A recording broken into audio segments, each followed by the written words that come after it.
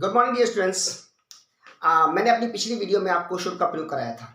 Should, how do use should. Dear students, मैंने आपको बताया था कि शुड का प्रयोग हम प्रेजेंट में सामने वाले व्यक्ति को किसी कार्य को करने की सलाह देते हैं। जैसे मैं आपसे कहता हूं कि आपको आराम करना चाहिए, यू शुड टेक रेस्ट। मैंने आपको सलाह दी, नेगेटिव सलाह दी, किसी कार्य को ना करने की सलाह दी। आपको धूम्रपान नहीं करना चाहिए, You should not smoke. My dear students, इसी तरीके से हम किन्हीं भूतकाल में होने वाले या हुए कार्य पर भी व्यक्ति को सलाह देते हैं। मान के चलो कि आप को मैंने और यहाँ बुलाया था, मैंने आपको यहाँ इनवाइट किया था अपनी किसी पार्टी में, लेकिन आप नहीं आए। मैं दूसरे दिन आपको और बोलता हूं कि भाई सभी लोग यहाँ आए थे और आपको भी मेरी पार्टी में या मेरे यहाँ या मेरे पास ये आना चाहिए था। तो भूतकाल में हुए किसी कार्य पर आप किसी व्यक्ति को सलाह दे रहे हैं कि आपको ऐसा कार्य करना चाहिए था। माय डियर फ्रेंड्स, इस सेंस को क्लियर करने के लिए अंग्रेजी में हम शुड हैव का प्रयोग करते हैं। तो आइए चलिए समझते हैं हम शुड हैव का प्रयोग और कैसे करते हैं, कहां करते हैं। आज का हमारा टॉपिक है should have. Should have, should have का प्रयोग हम कहां करते हैं my dear friends? Should have का प्रयोग किया जाता है पास्ट एडवाइस के लिए। पास्ट एडवाइस यानी कि भूतकाल की सलाह। भूतकाल की सलाह, भूतकाल की सलाह। जब हमें किसी व्यक्ति को पास्ट में एडवाइस देनी होती है कि आपको यह कार्य करना चाहिए था, तो वहां पर इस्तेमाल करेंगे शुड हैव। हिंदी के वाक्यों में चाहिए था,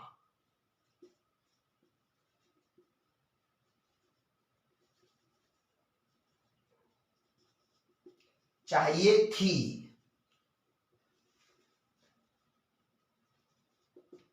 चाहिए थे इत्यादि शब्द आने होते हैं। चाहिए था, चाहिए थी, चाहिए थे, हिंदी के वाक्य के अंत में इत्यादि शब्द आने होते हैं और दिए हुए वाक्य में जो सेंस होता है वह भूतकाल में किए गए किसी कार्य पर हम सलाह दे रहे हैं। आपको ऐसा करना चाहिए था, आपको ऐसा कार्य नहीं करना चाहिए था। तो माय डियर फ्रेंड्स, हम इस प्रकार के सेंस को क्लियर करने के लिए शुड हैव का इस्तेमाल करेंगे। क्या इस्तेमाल करेंगे? Should have. और एक बात जो सबसे महत्वपूर्ण है याद रखने की, कि शुड हैव के साथ में जो वर्ब है, जो क्रिया है, उसका थर्ड फॉर्म प्रयोग किया जाएगा, थर्ड फॉर्म आएगा। आइए चलिए उदाहरण से समझते हैं। आपको वहां जाना चाहिए था, आपको वहां जाना चाहिए था। माय डियर फ्रेंड्स, इस दिए हुए वाक्य को समझिए। आपको वहां जाना चाहिए, ये मैं प्रेजेंट में सलाह दे रहा हूं आने वाले किसी कार्य को देखते हुए कि भाई वहां इस प्रकार से कोई प्रोग्राम है, आपको वहां जाना चाहिए। शुड का इस्तेमाल कर लीजिए, यू शुड गो देयर। लेकिन इस दिए हुए वाक्य में चाहिए नहीं, चाहिए था। ऐसा लग रहा है कि भूतकाल में कोई कार्य हुआ है और उस कार्य पर मैं आपको बोल रहा हूं, कोई घटना है, कोई इंसिडेंट है, कोई कार्यक्रम हो, कोई प्रोग्राम हो या कहीं आने जाने की बात हो, तो उस पर मैं आपको और एडवाइस दे रहा हूं। जब आपने वो कार्य नहीं किया है तब आपको बोल रहा हूं कि आपको वहां जाना चाहिए था।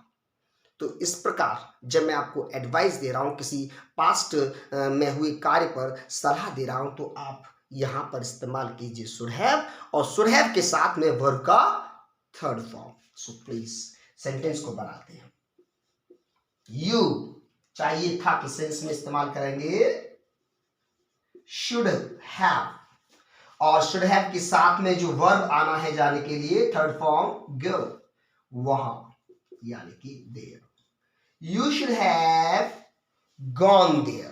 You should have gone there. My dear friends, जब हम पास्ट की एडवाइस किसी व्यक्ति को देते हैं तो शुड हैव का इस्तेमाल करते हैं और शुड हैव के साथ में वर्ब का थर्ड फॉर्म आता है। अच्छे से याद रखिएगा, गलती मत कीजिएगा। आइए चलिए एक सेंटेंस हम नेगेटिव भी बना लेते हैं। उसे धूम्रपान नहीं करना चाहिए था। उसे धूम्रपान नहीं करना चाहिए था। कोई लड़का है तो ही, और यदि लड़की है तो शी इस्तेमाल कीजिएगा। चाहिए था के सेंस में आप जो है शुड हैव लगाते हैं, लेकिन ये सेंटेंस आपका नेगेटिव है तो शुड और हैव इन दोनों के बीच में आप नॉट इस्तेमाल कीजिए। ही शुड नॉट हैव, और वर्ब का थर्ड फॉर्म स्मोक नहीं लिखेंगे, आपको लिखना है smoked. He should not have smoked. My dear friends, ठीक इसी प्रकार से आप शुड का प्रयोग पास्ट एडवाइस देने के लिए कीजिए, प्रैक्टिस कीजिए अच्छे तरीके से। आइए चलिए समझते हैं कुछ और उदाहरण। हमें उसे पूछना चाहिए था। हमें उसे पूछना चाहिए था। सेंटेंस बनाते हैं वी। चाहिए था के सेंस में इस्तेमाल कीजिए should have. We should have, पूछना, थर्ड फॉर्म लगाइए asked, उसी। आप him इस्तेमाल कर सकते हैं, और यदि यहां सेंस किसी लड़की के लिए बोला जा रहा है हमें उसे पूछना चाहिए था, तो आप यहां हर इस्तेमाल करेंगे। ठीक है, एक और उदाहरण लेते हैं। आपको दवा खानी चाहिए थी। आपको दवा खानी चाहिए थी। You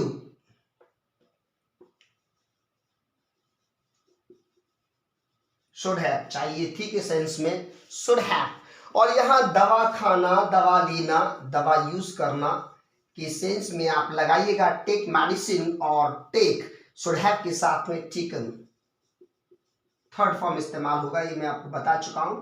you should have taken medicine, you should have taken medicine, you should have eaten medicine, you should have used medicine, whatever you are going to use.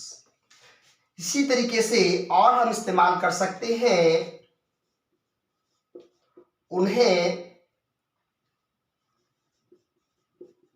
आपको बुलाना चाहिए था। उन्हें यानी कि इनको आपको बुलाना चाहिए था। मैं ये सब्जेक्ट इसको मान के लेके चल रहा हूं। दे शुड हैव, बुलाना थर्ड फॉर्म कॉल्ड यू। दिए हुए वाक्य के अनुसार आपके कोई मित्र हो सकते हैं, उन्होंने आपको कहीं नहीं बुलाया है, सभी लोग बुलाए हैं, आप छोड़ दिए। तब मैं आपसे कह रहा हूं कि उन व्यक्तियों को या आपके जो दोस्त हैं उनको आपको भी बुला लेना चाहिए था। सेंटेंस है they should have called you. आइए चलिए कुछ और प्रैक्टिस कर लेते हैं। हमें उसका अपमान नहीं करना चाहिए था। हमें उसका अपमान नहीं करना चाहिए था। We should not have, we should not have insulted. यहां हम बॉय को लेके चलते हैं तो हिम, और गर्ल मान के चलते हैं तो हर। We should not have insulted her. हमें उसका अपमान नहीं करना चाहिए था। नेक्स्ट, आपको अपने पिताजी से बात करनी चाहिए थी। आपको अपने पिताजी से बात करनी चाहिए थी। You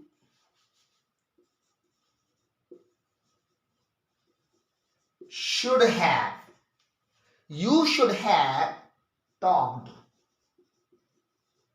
to your father. You should have talked to your father. My dear friends, ठीक इसी प्रकार से हम कुछ इंटरोगेटिव सेंटेंसेस की प्रैक्टिस कर लेते हैं। आइए चलिए इंटरोगेटिव सेंटेंस फॉर्म करते हैं। क्या उसे यह नौकरी करनी चाहिए थी?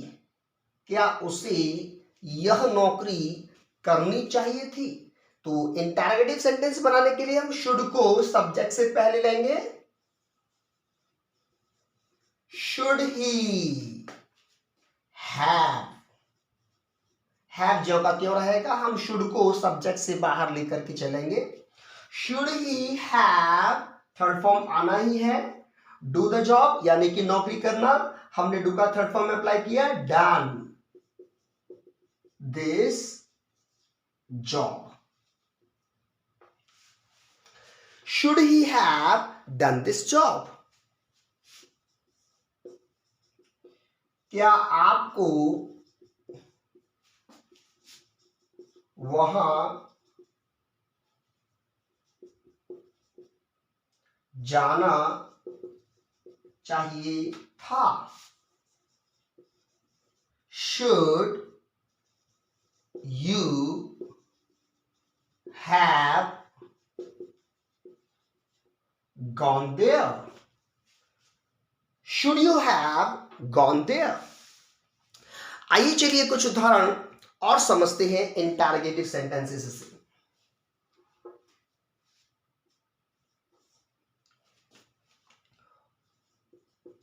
उसे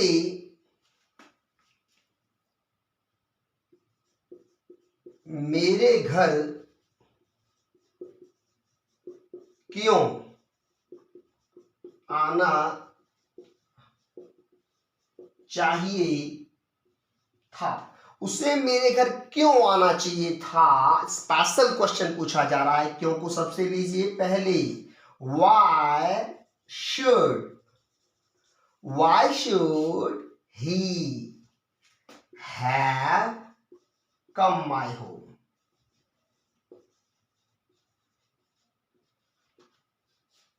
Why should he have come my home?